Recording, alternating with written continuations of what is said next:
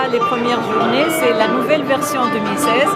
على خاطر تونيزي تيليكوم متعودة depuis 2007 تعمل هذه جورني هذوما وندوروا في الجمهورية كاملة.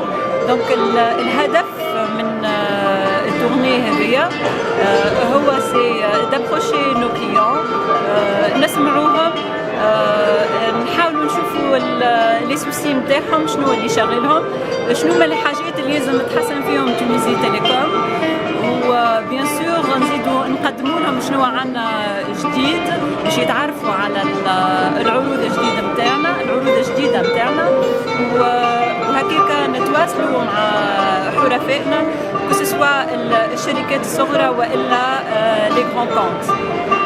في ظل المنافسه الشرسه حاليا بين مختلف الموزعين ومختلف الشركات، اكيد انه تونيزي تيليكوم تحاول باش تحسن خدماتها لمختلف حرفائها.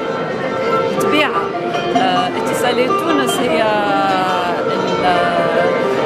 الشغل الوحيد نتاعها انها تحسن في العروض نتاعها، وتحسن خاصه في الخدمات نتاعها وفي الجوده نتاع الخدمات نتاعها، وتحاول ارضاء حرفائها بجميع الطرق، وخاصه عبر العروض الجديده نتاعها والا عبر تحسين الخدمات نتاعها. دونك اتصالات تونس عندها استراتيجيه واضحه بالنسبه للشركات، هي التجديد المتواصل للعروض نتاعها، les offres, la présentation de ces offres convergentes. معناتها اش معناتها convergente؟ معناتها نحاولوا بالعروض نتاعنا المتكامله، سواء في الفيكس ولا في الموبيل ولا في الداتا ولا في الكلاود ولا في الانترنت، ان نعطيو عرض متكامل يخلي الحريف نتاعنا انه يتحكم في النفقات نتاعو ويعمل كومبريسيون دو سي كو à travers ces offres convergentes. والشيء الثالث اللي ترتكز عليه استراتيجية اتصالات تونس وهو الأهم بالنسبة لنا هي تحسين جودة الخدمات.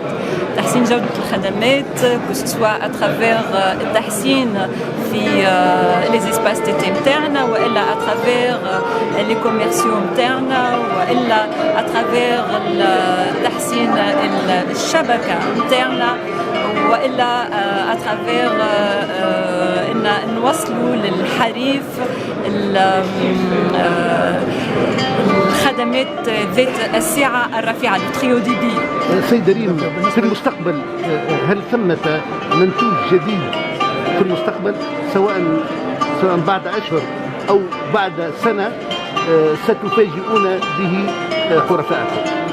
بالطبيعة احنا كما تعرفوا اليوم لا نوفوتي في تونيزي تيليكوم هي الكاتجي، واليوم قاعدين نخدموا على لا 4e جينيراسيون باش نوفروا لو تريو دي بي لحرفائنا وباش نمكنوهم من اقوى دي بي ممكن على مستوى الجمهورية كاملة، وهذا يمكننا باش نحسنوا في خدماتنا لجميع المواطنين سواء حرفاء عاديين والا شركات.